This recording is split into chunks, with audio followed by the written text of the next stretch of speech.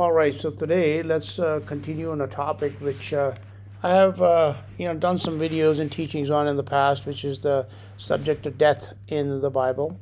It's a complex topic, so there's a great deal of confusion in regards to this, especially in regards to these two conditions, two places, two entities that are called death and hell in the Bible. And is there a difference between them? And if so, what is the difference? So that'll be the topic of this teaching.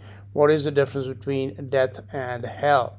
So in regard to this here, the short answer is that death is a condition, whereas hell is a place. Both of these are also real spirits, known by various names in various cultures and mythologies. For example, death is known as Thanatos, and hell is known as Hades in Greek mythology. The Greek word for death in Revelation chapter 6, verse 8 is Thanatos. So it is that same word as the god of death in Greek mythology. Okay, so this is the same word. It's Thanatos. It is a direct reference to the spirit of death, not necessarily to the condition of death, because obviously there's a rider on this horse in Revelation 6:8 on the pale horse, and we are told that this rider is death. So that is quite an obvious, depiction of some type of creature or a spirit that is riding this pale horse. Okay, and that is the spirit of death. So that name, like I said in Greek, is Thanatos, and this Thanatos was worshipped as a god in ancient Greek, and is still in some cultures. It still is. Like, for example, in Hinduism, this is the same god worship. This spirit is worshipped as Yamraj, or the god of death. Okay, so it is a direct reference to the spirit of death, not necessarily to the condition of death, for which other words are used in Greek. Similarly, the Greek word for hell, in the same word that hell followed with death, is Hades, which refers to the spirit called hell, or Hades in Greek, not directly to the subterranean place called hell, referred to as a real place in the Bible as well as in many mythologies and cultures around the world. Sometimes hell is simply called the underworld, that there is a world that is underneath the surface of the earth, somewhere down below, and that is a place for some departed souls, as we are told, and this place is a place of torment called hell. So that I wanted to make that distinction that yes, there is a real place, at least according to the Bible, and many, like I said, cultures, myths, etc. They all have some type of story relating to this place called hell or the underworld. So this is an actual place. Whereas, on the pale horse, for example, we were told that death was riding this horse and hell was following after him. Obviously, it's not the place called hell that was following. It is the spirit called hell, or the god, as is worshipped as a god in ancient Greece, for example, by the name of Hades. So the fourth rider of the pale horse of the apocalypse in death is death, and that is the spirit of death, which will kill multitudes, who will then be gathered by the spirit of hell that follows close behind death. The souls of those fallen dead will be imprisoned in the place called hell until the day of judgment. So in order to understand the difference between death and hell, it is necessary to understand what is meant by death in the Bible. And as I said, I've done many teachings on this topic, some in great detail, so I'm not going to go into all that much detail here, but I would like to summarize what I've taught in the past so that people begin to understand, the difference between a body and a soul, the difference between, what happens to the soul upon death, because not the same thing happens to everybody. In order to understand the difference between death and hell, it is first of all necessary to understand what is meant by death in the Bible, because death is not necessarily non-existence, but a condition of continued existence for the soul after the body perishes. So obviously we need to make a distinction between a body and a soul. So this would first of all necessitate that we make a difference between the body and the person, or the soul that lives within the body. In Genesis chapter 2, verse 7, we read that God formed the body of man from the dust of the ground. Okay, So he took some dust and he formed it into a body. But that body was not alive, okay? The body was just a piece of clay up until the point that God breathed into the nostrils the breath of life, and man then became a living soul. He became a living being, a living person, a conscious creature once the breath of life from God entered the body of man. So it is obviously that the body which existed before it came alive or became conscious, it already existed, but it was not the person, because the person had not yet been inputted into this body. It's like having any electrical appliance, for example a stove, okay? Until it is plugged in and electricity begins to flow through it, it's just going to sit there inactive. It is not going to have any energy in it. It is not going to be, you could say, functional. And that is exactly what the body was. It was in existence, but it is not until this energy or the spirit or the life entered into it that something happened and some other process took place, which made this body, first of all, alive, but also there was a consciousness that came to be housed in the body. And what we are going to try and determine here is that this consciousness, which is the soul, is not the same as the body itself, okay? Because when the body dies, it doesn't mean that the soul is going to cease to exist.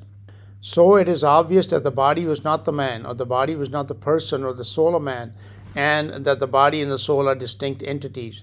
The body was already in existence before the soul entered the body, and man became a living being or a conscious soul. The body is comparable to a house or a shell, and the soul may be compared to the person that lives inside the house. This video that's playing in the screen, I'm just added that here to show you that this house, which is falling apart, it's perishing, it's being destroyed. But the person sitting outside who's filming this event, he is separate from the house. So that is exactly what a body and a soul is. So you can see that the house or the body is there, and even though it is being destroyed, the soul is outside of the body now, and it is still continuing to exist. Since the body and the soul are distinct entities, death does not have the same meaning for both. Death has a straightforward meaning in regard to the body. In Genesis 3:19, God said to man that he was returned to dust from which he was made. In the sweat of thy face shalt thou eat bread, till thou return unto the dust, for out of it wast thou taken. For dust thou art, and unto dust shalt thou return. It is obvious that the soul of man was not formed from the dust of the ground, right? Because that entered into the body once God breathed into his nostrils the breath of life. So it wasn't that God was forming the soul out of the dust of the ground, just his body. So God's assertion that man would return to dust did not apply to man's person or to his soul, only to man's body. Therefore, the death of the body means a disintegration of the body into its constituent elements, all of which were taken from the earth, and they returned to the earth upon its death. In a very literal sense, the body ceases to exist once it dies, but the same cannot be said for the soul housed in the body while the body was alive. The real question in regard to death is what happens to the soul once the body ceases to exist. Unlike the body, the soul does not cease to exist upon the death of the body. A soul once created will never cease to exist. The only question is in what condition or what state will it exist after the death of the body. There are three possible outcomes for the destination of the soul upon the death of the body. The soul needs a house to dwell in. Therefore, it must relocate from the body that has died to another location. Where does the soul go once its original house, the body of clay, ceases to exist? So the first possibility is that the soul goes to heaven.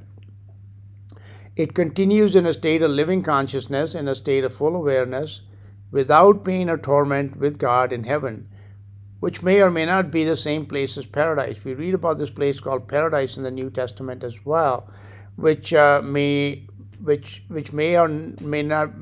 be a place or a location somewhere in or around the earth itself. Okay, this even may be the Garden of Eden that God did not destroy in Genesis, but he closed access to it. Okay, so this is a little bit of a complex topic that I don't want to go into it, but let's just say that the souls of the dead, of the people that die on the earth, some of these souls, they go into heaven. They go to heaven, as we read, for example, in Revelation chapter 6, 9, and 10, verses 9 and 10, about these multitude of souls that are in front of the altar of God in heaven. They're under the altar in front of the throne of God in heaven. So the soul continues in a state of living consciousness, in a state of full awareness, without pain or torment, with God in heaven, which may or may not be the same place as the place called paradise in the New Testament in particular. Difference between the heaven, which is the city and the abode of God, and the place referred to as paradise in the New Testament is worth a study on its own. But for now, let us consider both these places to be the same, in that they are both destinations for people that were once alive on earth but whose bodies perished, and then they have relocated to this place called heaven or paradise. So God is the God of the living. Okay, even in Exodus, for example, when God met Moses, he said, I am the God of Abraham, Isaac, and Jacob. And Jesus taught us that, what God was saying was that God is the God of the living. That, these people, whether they were in the body on the earth or they have left this place, they are still continuing to exist, and God is the God of these living. And Jesus taught that whosoever believes in him will never die. So those who die in Jesus, holding their faith in him to the end of their days in the body, their soul simply relocate out of their body on earth to heaven or paradise. Their soul never dies. It does not cease to exist. This would be the equivalent of a person moving from one house to another. Like the video you saw with the house being destroyed, obviously that person is not going to live in that house any longer, so he's just going to move to another house, right? Though the house might have changed, the person is still the same. It would not be incorrect to state that true believers in Christ will never die, just as Jesus promised in John 8:51. He said, Verily, verily, I say unto you, if a man keep my saying, he shall never see death. Jesus did not come to save the body of man, but to save the soul. So if there's those souls that have been saved through their faith in Jesus Christ, they, once they leave the body ceases to exist, they just move on. But that doesn't mean that they cease to exist or they go into some type of state of torment. No, they continue in a state of life and consciousness in the place called heaven. So Jesus' words were true when he said, if a man keep my saying, he shall never see death. So they don't really see this condition of death. They continue in a state of life. Jesus did not come to save the body of man, but to save the soul, which is the real person inside the body of both believers and unbelievers. The second possibility is that the soul goes to the place called hell, is taken, I would say, to the place called hell, because I think nobody really volunteers to go there, just like the parable of the rich man that we read about in the book of Luke, in the Gospel of Luke in chapter 16. Okay, so the soul continues again in a state of consciousness. So those souls that go to heaven, they are obviously conscious. As, for example, we can read in Revelation chapter 6, verse 10, where the souls cry out, How long, O Lord, holy and true, wilt thou not avenge our blood on those that dwell on the earth? Right? So they were obviously conscious. They knew what had happened to them. They were aware of their condition. They were not like in some type of, sleep condition, or, they were not unaware of who they had been. They were fully aware and fully conscious. So this also happens to some people that don't go to heaven, but go to the opposite of heaven, which is the place called hell. So the soul there continues in a state of consciousness, but in a place of pain and torment called hell. Hell is a place inside the earth. As I just said before at the introduction of this video, that, hell is both a spirit, but it is also a real physical place. Okay, you can see some of these in movies and stuff. They show some of these places that I believe are very, very symbolic, or they are depicting at least some aspects of hell. For example, in the Lord of the Rings movies, the place called Mordor. We read about the gates of hell in the Bible, and you can see in that movie, these big gates that are guarding this place called Mordor, which is a place of darkness and fire and torment and real pain and suffering. Okay, so those are depictions of hell, and I'm sure whatever's shown in these movies, hell is actually far worse than that. But yeah, so those type of imagery is available in our world that shows you that such places, they are real and they exist within the earth. Okay, it's a subterranean place. Hell is a place inside the earth. It is a prison for the souls of people whose bodies have died, but who are not considered worthy for entry into heaven. It would appear that in both heaven and hell, people whose bodies have died on earth retain their consciousness as well as their wants, desires, and appetites. For example, the rich man in hell, desired, he was thirsty, he wanted just a drop of water to cool his tongue. That was, by that depiction, it's like something that would be, just stuck to the roof of his mouth. Okay, and so even though that they may not be existing in a bodily state, yet they have all the appetites of both the body and the mental feelings of the mind and the heart. Okay, so they suffer both like bodily suffering as well as mental and spiritual suffering. So this is apparent from the parable of the rich man and the beggar Lazarus in Luke chapter 16, verses 19 to 31. The rich man retained his consciousness in hell, but was in a state of torment. From the many references to hell in the Bible, it is plain that the death of the soul is not non-existence like that of the body, but continued conscious existence in a state of torment. It also seems to be a fiery place. The rich man said that he was being tormented in the flames of hell. The ultimate destination for all things evil, whether evil spirits or evil mankind, is the place in the Bible called the lake of fire.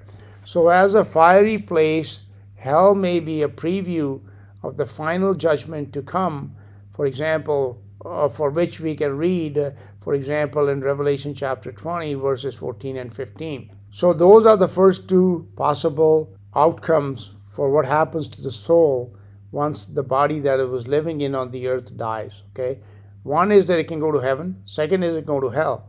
But these are, heaven and hell are not the only two possible destinations for the soul after the death of the body. There is another possible outcome, which is for the soul to go to sleep for an extended period of time until the day of judgment. There are numerous references to death asleep in the Bible, and also in mythologies and in myths and legends. This teaching, which I have explained on great detail in some of my teachings on the topic of death, which is a playlist on my channel, so you can watch all those videos and those teachings if you want some detailed understanding of this. That this is why there is confusion, because people teach the dead know nothing, but the Bible tells us the dead know nothing, right? That they just don't, they just cease to exist. People use that teaching about people going to sleep, that they just cease to exist. For example, the Sadducees taught people in the days of Jesus that there was no spirit, there was no resurrection, there was nothing happened, that's it, it's all over once this body dies. But that is because people don't understand that the same thing doesn't happen to everybody upon the death of the body. Like I said, one, heaven, two, hell, but third is a condition of sleep. Okay, this is a judgment. This is how God is the judge, and He determines what will happen to whom. Okay, now He has promised us that if we have faith in Jesus, and Jesus promised us that we will never die, then it can be almost certain that if we hold on to our faith until the end of our days in this body, we will be taken to this place called heaven, and we will not taste or see death. Okay, that is a promise that we can hold on to, and it will be fulfilled.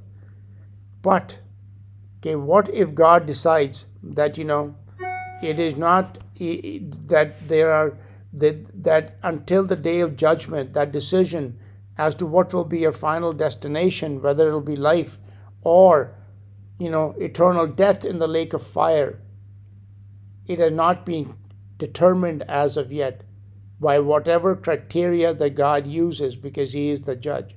So some people, they are deemed neither worthy of heaven nor worthy of hell. Okay?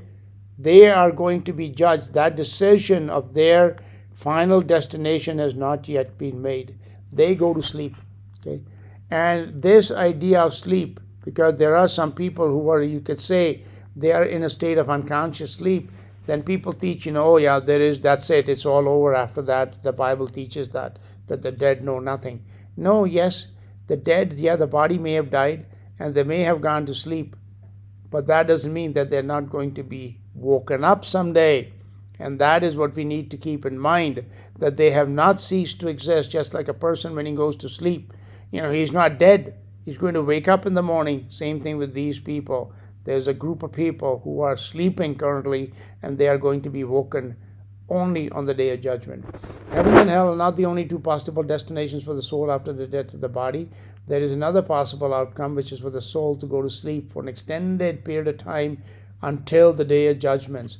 There are numerous references to death as sleep in the Bible and also in mythologies and in myths and legends and teachings of many religions around the world. This sleep would be comparable to a state of cryogenic freezing popularized in science fiction books and movies, such as in 2001 A Space Odyssey. A person whose body may have died 5,000 years ago and who fell into this state of hypnotic sleep will awaken on the day of judgment thinking that he went to sleep only a few moments or a few hours before that time. Interestingly, in Greek mythology, the twin brother of death, I told you the spirit of death is called Thanatos, or the god of death in Greek mythology. Okay, this is the same word used for the spirit of death in Revelation 6:8, Thanatos, same name. And his twin brother in Greek mythology is Hypnos, or sleep. The word hypnotism is derived from this word. In this condition, a person will continue to exist, but in a state of unconscious sleep.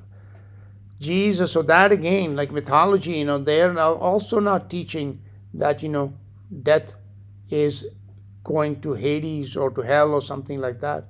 They also have this teaching, or at least a suggestion in it, that something also can happen, which is hypnos, that, some people can be induced into the state of extended sleep where they are like dead or unconscious, but that does mean they're not non-existent. Okay, so this is that condition of sleep. The word hypnotism is derived from this word. In this condition, a person will continue to exist, but in a state of unconscious sleep. Jesus and also the prophet Daniel taught of this state of sleep, from which the sleepers will be woken on the day of judgment. I think Jesus taught this in John 5, but in Daniel 12 verse 2 we can read, "And many of them that sleep in the dust of the earth shall awake, some to everlasting life and some to everlasting contempt." Okay, and that's what Revelation 20 tells us, that everybody, that they are going to be woken and they are going to be presented before God on the day of judgment. So like I said, somebody could have died a long time ago, hundreds of thousands of years ago, and they will wake up on the day of judgment thinking that they just went to sleep like moments ago. Okay, they don't know that they've been gone for 5,000 years, how much has happened. But that is the third outcome in the Bible. So let's keep that in mind. So to summarize, in order to understand the difference between death and hell, it is necessary to understand what is meant by death in the Bible. Death of the body simply means that the body ceases to function and eventually breaks down into the elements of the earth from which it was made. The real person inside the body is the soul, not the flesh.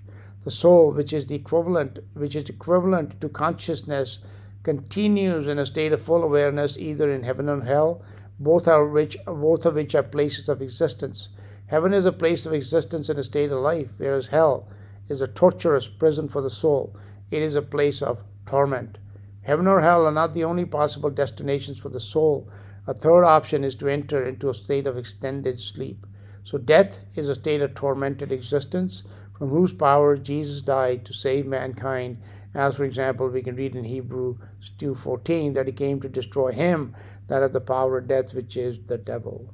Those who believe in Jesus are not subject to death even after their bodies perish. They will continue in a state of life forever. However, there are many who will also continue to exist after the death of the body, but in a state of tormented imprisonment in the subterranean prison of the place called hell. Those who believe in Jesus are not subject to death. Even after their bodies perish, they continue in a state of life forever.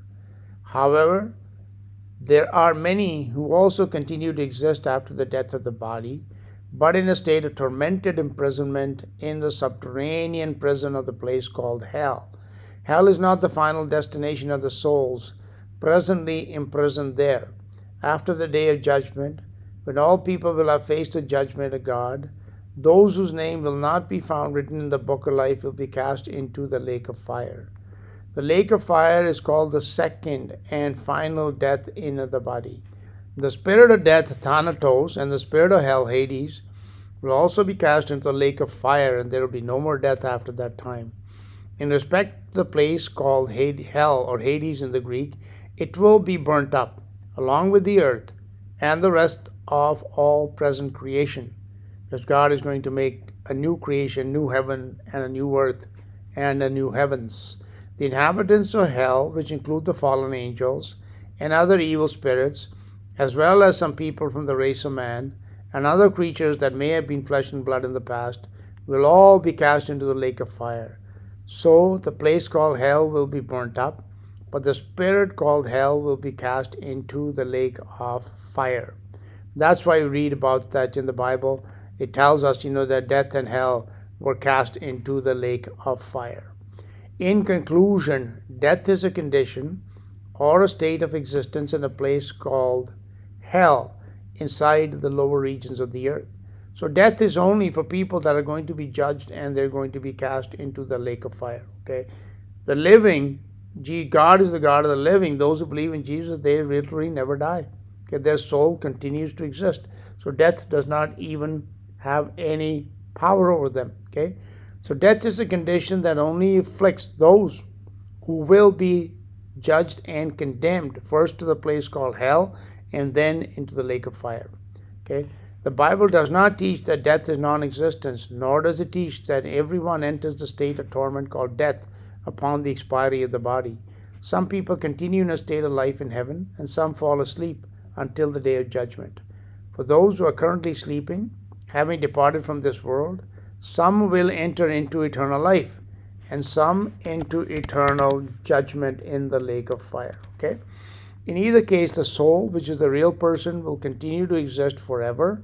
The only question being, in what state will it exist? A state of pain, a state of pain-free life, or a state of eternal pain and torment? Well, I hope this has given you a better understanding of the difference between death and hell and what is meant by death in the Bible, because it is not one answer only. It is a little more complex than that. And there are three things that happen, and that's why it is important to understand the difference between all of them to get a proper understanding of the teaching of the subject of death and hell in the Bible. God bless you all.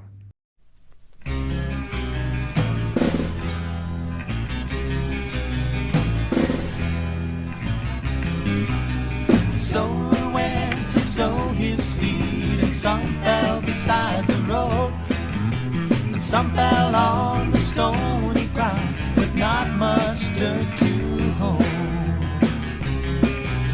and others fell among the place where thorns and thistles grow, but still some fell where seed can grow and brought forth 100-fold.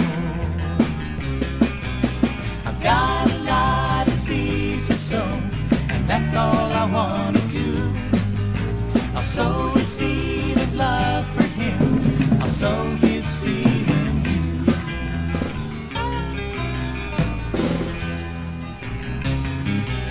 The seed that falls beside the road is the word that Satan takes, and likewise are the stony hearts with no root they soon forsake, and the thorny lives of others only care how much they make, but seed springs up to bear the fruit in the hearts accepting his grace. I've got a lot of seed to sow, and that's all I want to do.